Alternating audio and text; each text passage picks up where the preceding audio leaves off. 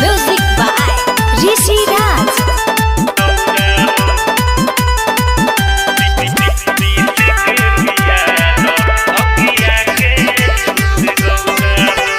नाना काहे करेलू बोला माना काहे करेलू नाना काहे करेलू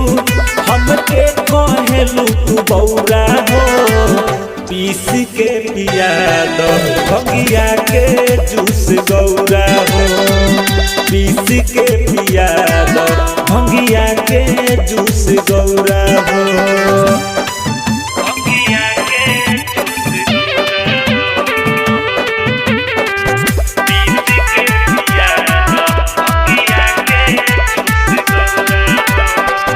भंगिया धतूर में सुनो बसेला परान हो खना नाराज ये गौरा बात लना माने हो हे गौरा भंगिया धतूर में सुनो बसेला परान हो खना नाराज ये गौरा बात लना माने हो खना राजे गौरा बात लोना माने हो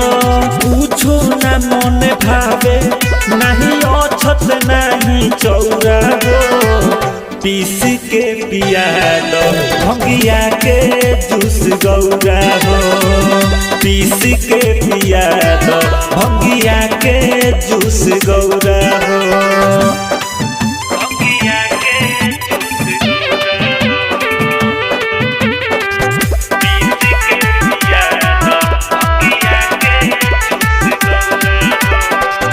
मेवाया मलाई हमके लागे नहीं ठीक हो धूकिल जरा के चिलम लागे बड़ी निक हो मेवाया मलाई हमके लागे नहीं ठीक हो धूकिल जरा के चिलम लागे बड़ी निक हो धूकिल जरा के चिलम लागे बड़ी निकी हो जाऊं में लगे गाजा भर के ले आओ गौरा हो पीस के पिया दो भंगिया के जूस गौरा हो पीस के पिया दो भंगिया के जूस गौरा हो। Recording by RRT Digital Recording Studio, Chhadadanu.